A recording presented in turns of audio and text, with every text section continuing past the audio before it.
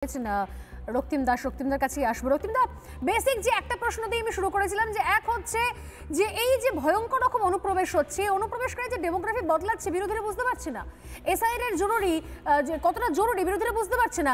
আমি আরো একবার রক্তিমদার কাছে যাওয়ার আগে আরো একবার দেখাবো সেই ভাইরাল ছবি, এই মুহূর্তে সোশ্যাল মিডিয়ায় ভাইরাল এই ছবিটা আরেকবার বলবো টিমকে চালাতে, যেটা দেখতে পাওয়া গেছে ব্রিটেনে, ইউরোপে রাস্তায় লম্বা সুবিশাল যে মিছিল, অনুপ্রবেশকারী তারাও বলে যে গোটা ইউরোপ এই মুহূর্তে আওয়াজ তুলে দিয়েছে।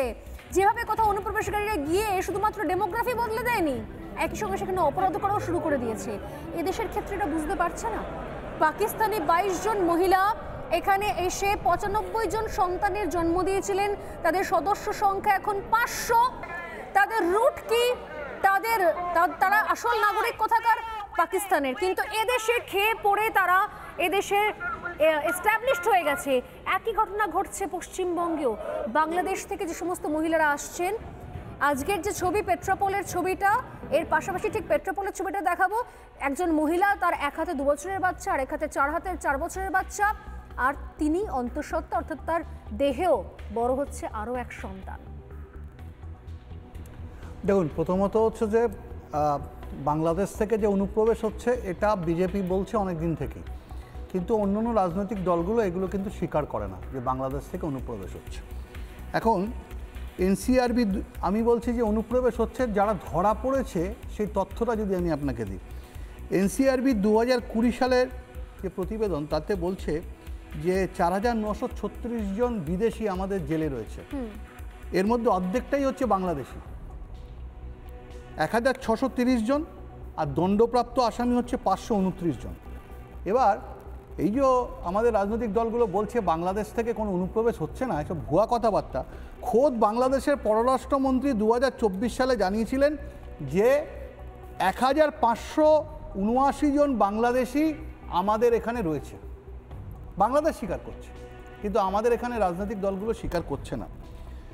2024 সালে 1 জানুয়ারি পর্যন্ত 179 জন বিডি ন্যাশনাল দেখা যাচ্ছে যে আমাদের এখানে জেলে রয়েছে, আমাদের জেলগুলোতে। এবং আপনি যে কথাগুলো বললেন না, এর মধ্যে মানে বাংলাদেশি নাগরিক আমাদের জেলের মধ্যে রয়েছে এক্স্যাক্টলি 2024 সালের 1 জানুয়ারি পর্যন্ত। এখন এটা কত আমি বলতে পারবো না, কারণ এই রিপোর্টগুলো এইভাবে পাওয়া যায় না। এবং আরেকটা রিপোর্টে পাওয়া যাচ্ছে যে আপনি যে মহিলা বললেন না, 271 জন আন্ডার ট্রায়াল নারী রয়েছে, 87 জন কনভিক্টেড নারী রয়েছে, তার মধ্যে রয়েছে হচ্ছে কিন্তু বাংলাদেশি মহিলা। এই বাংলাদেশি মহিলারা এখানে ধরা পড়েছেন। দেখুন, আপনি বলতে পারেন যে বাংলাদেশ থেকে কাজের জন্য পুরুষরা চলে আসছে, হলো, কিন্তু মহিলারা কি করতে আসছে?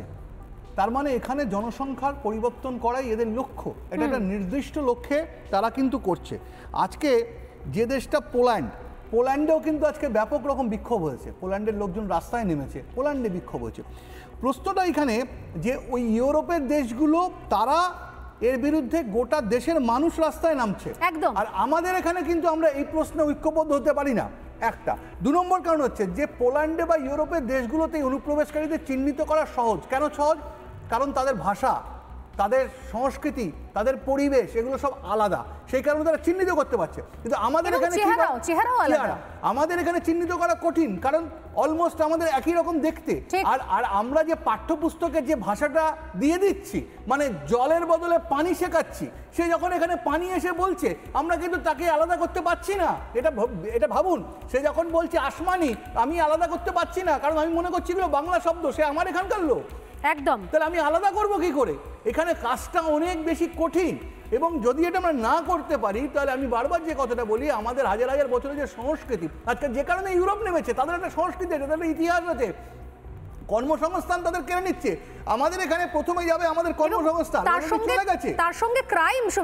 আমি শুরুতেই দেখালাম আমেরিকার সেখানে টেক্সাসে অনুপ্রবেশকারী এসে পরিবারের সামনে গলা কেটে দিয়েছে, নলি কেটে দিয়েছে, পরিবার দেখতে পেয়েছে, পরিবারের সামনে হয়েছে। আমেরিকার বেশিরভাগ ক্রাইম করে হচ্ছে আফ্রিকার কান্ট্রি থেকে আসা মিডল ইস্ট থেকে আসা লোকজনগুলো, এটা কিন্তু এবং বাংলাদেশি এবং পাকিস্তানিরা, এটা একদম মানে আমেরিকায় এটা স্বতঃসিদ্ধ। আমেরিকার জেলগুলোর যদি আপনি পরিসংখ্যান দেখেন তাহলে ওই ছবিগুলোই আপনি দেখতে পারবেন। আমরা যেসব সিনেমা টিনেমা হলিউডে দেখি না, সেখানে কিন্তু ওইগুলোকেই দেখায় বেশিরভাগ, কারণ এটা যেটা সত্যি সেটাই।